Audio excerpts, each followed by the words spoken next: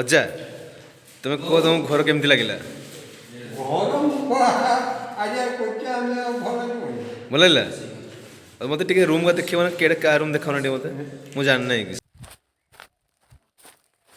ଦେ ଭାଇ ଗାଟା ଖୋଲିଦେ।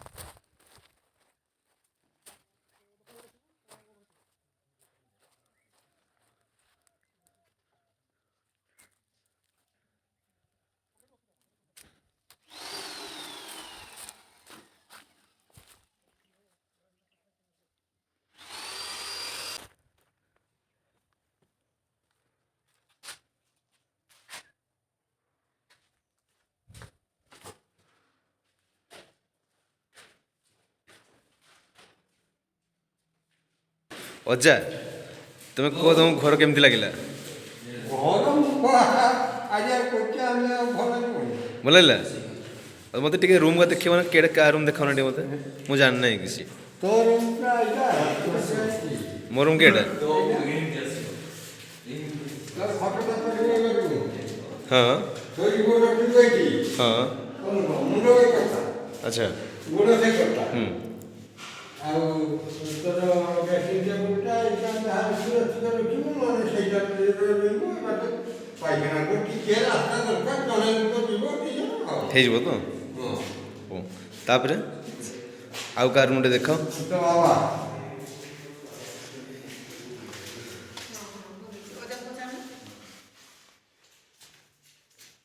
ଏଇଟା କାହା ରୁମ୍? ଏଇଟା ବାବା ବାବା ରୁମ୍ ନା? ବାବୁ ଫଟୋଟା ଯଦି ଏଇ ଲୋକ ପକେଇ ନେବି ଭଲ, ଏ ଲୋକ ପକେଇ ନେବି ଭଲ। ନା ଏମିତି ସେଇ ଝରକାଟାକୁ ମାନେ ତାକୁ ପାରାଲାଲ କରିକି ଖଟ ପକେଇବେ ଭଲ ହବ। ଏଇଟା ଉତ୍ତର ଦକ୍ଷିଣ ପଡ଼ିବ। ନା ନା ଏମିତି ଏମିତି ଏମିତି। ହଁ ହଉ ଆସ। ଆଉ ଏଇଟା ଏଇଟା ଭଲ ଲାଗୁଛି, ସର୍ବସାଧାରଣ ରାସ୍ତା। ହଉ ଏଇଟା ସର୍ବସାଧାରଣ, ମାନେ ଯିଏ ଆସିବେ ସେଠି ୟୁଜ୍ କରିପାରିବେ ୟାକୁ। ହଉ ଆପରେ ଏଇଟା କାହା ରୁମ୍? ଏଇଟା ଏଇଟା ତୁମ ସାନ ନାତି?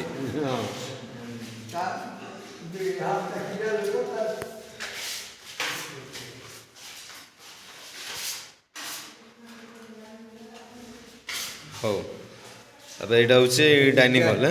ଖାଲି କଷା ହବ, କିସଟା କିସଟା କଷା ହବ? Mutton chicken.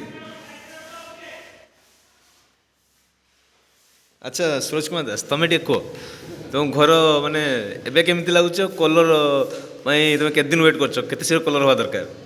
ବଢ଼ିଆ ଲାଗୁଛି। ହଁ କଲର୍ ହେଲେ ଆଉ କହିବାର କିଛି ଅଛି, ପୁରା ଏକ୍ସଟ୍ରା ଅର୍ଡ଼ିନାରୀ ଲାଗିବ। ଆଚ୍ଛା ଚଏସ୍ ଦେଖ କଲର୍ କେମିତି ତୁମେ ଚଏସ୍ କରି ରଖିଛ।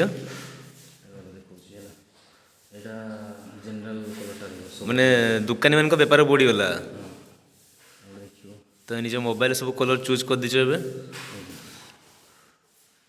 ଏଇଟା ହେଉଛି ଏଇ ଯେଉଁ ଆମର ଯେଉଁଠି LED ଯେଉଁଠି ରହିବ ତାର ବ୍ୟାକ୍ଗ୍ରାଉଣ୍ଡ ରହିବ ଏଇଟା। ମସ୍ତ ଲାଗୁଛି କଲର୍ଟା କିନ୍ତୁ। ଆଉ ଗୋଟେ ଏଇଟା ରହିବ। ଆଚ୍ଛା ଆଚ୍ଛା ଭଲ ଲାଗୁଛି। ଏଇଟା ଏଇ ଠାକୁର ଘର କାନ୍ଥଟା କରିବା।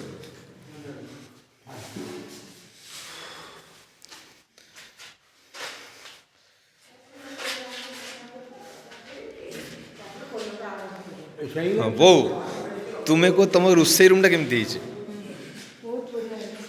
ରୋଷେଇ ରୁମ୍ କେମିତି ଭଲ ହେଇଛି? ତମ ପସନ୍ଦ ତ? କିନ୍ତୁ ଏଇଟା ତମ ରୁମ୍, ଏଇଟା ତମ ରୁମ୍, ଏଇଟା ତମ ପସନ୍ଦ ହେଇଛି ତ? ପୁରା ମନ ଖୁସି? ହଉ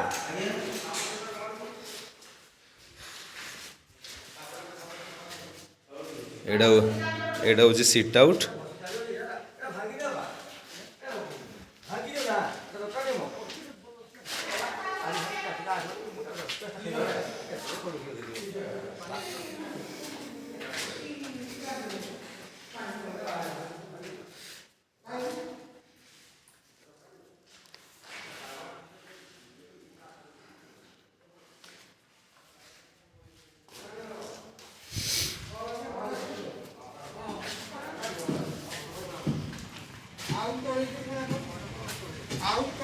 ଏଇଠି ଇଲେକ୍ଟ୍ରିକ୍ କାମ ହେବ, ଯେଉଁ ପାଇପ୍ ବିଛା ହେଉଛି, ତାର ଯିବ ଘରକୁ, ଯେଉଁ ସମରସିବୁଲ୍ ତାର ଆଉ ଇଲେକ୍ଟ୍ରି ତାର ମେନ୍ ଲାଇନ୍ ତାର ଆସିଛି।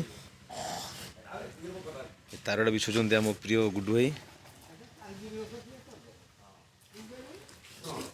ବାହାରୁ ଆସିଲେ